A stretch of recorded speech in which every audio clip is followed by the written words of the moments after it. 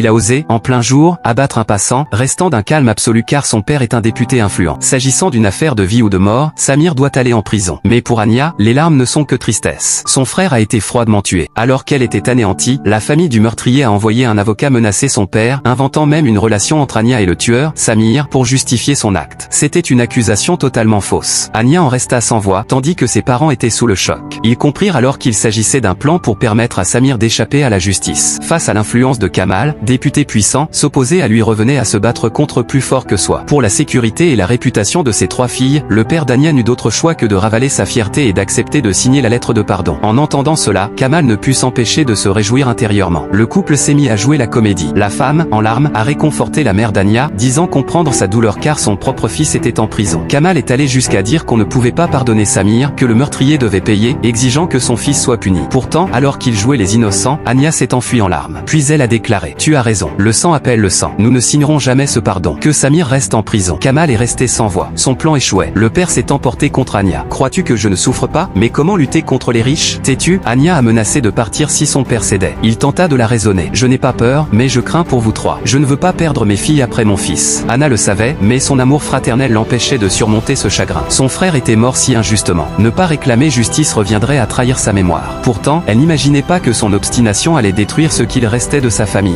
En prison, Samir était furieux qu'une femme ait fait échouer son plan. 2 jours derrière les barreaux lui pesaient déjà. Même si sa cellule était confortable, il ne supportait pas d'être privé de liberté. Il ne comprenait pas comment quelqu'un pouvait défier sa famille. Il voulait voir de ses propres yeux qui était cette femme. Il ordonna à son cousin Yassine d'agir. Sans hésiter, Yassine fit irruption chez Ania, arme à la main, cherchant sa mère. Il interrogea tout le monde brutalement. Terrifiée, Ania tremblait. Si une simple souris l'effrayait d'habitude, cet homme armé la paralysait. Mais voyant sa mère supplier, Ania fit semblant d'être calme pour la rassurer et se présenta devant Yassine. Impressionné par son courage, il ne lui fit rien. Il lui dit simplement que Samir l'attendait. Ania était prête à tout. Elle se rendit en prison sans hésiter. Face à un tueur cruel, elle ne montrait pas de peur, seulement de la colère. Pourtant, en la voyant, Samir sembla surpris. Même face aux menaces de mort de Samir, cette femme intrépide n'a montré aucune peur. Pour épargner ses 2 sœurs, Ania les a poussées à quitter la maison pour reprendre leurs études. Mais l'avocat de Samir est arrivé à l'improviste, souriant, avec une lettre de pardon. Ses parents étant absents, il a gardé la lettre. Puis, devant Samir, il l'a mise en pièces et l'a jetée au visage du garçon. Il a lancé à Samir: tant que je vivrai, pas de lettre de pardon. Tu finiras en prison. Il partit sans un regard. Loin d'être vexé, Samir sourit et joua avec une pièce d'argent. Mais en voyant la tête de vieillard sur la pièce, il s'est arrêté car à cet instant, il a pris une décision folle. Ignorant tout cela, Ania éclata en sanglots sous la tempête. Comment pourrait-elle pardonner à un démon aussi inhumain? Sans ce meurtre, son frère profiterait encore de ses années à l'université. Mais aujourd'hui, la famille est en deuil et ses parents, déjà les cheveux blancs, ont dû enterrer leur enfant. Son frère était fils unique, alors pardonner à Samir, ce serait le perdre une seconde fois. Ignorant les conséquences de son entêtement, Ania entrait chez elle quand elle fut glacée de froid. Jamais elle n'aurait imaginé que Samir, tout juste sorti de prison, soit là, devant elle. Sans lui laisser de répit, Samir menaça son père de son fusil en hurlant que, sans signature de la lettre de pardon, il serait sans pitié. Samir dit que Ania avait déchiré le pardon. Son père, sans s'attarder, lui ordonna d'apporter la lettre pour la signer vite. Pour assurer la sécurité de sa famille, le père n'eut d'autre choix que de céder. Mais Ania, têtue, refusa.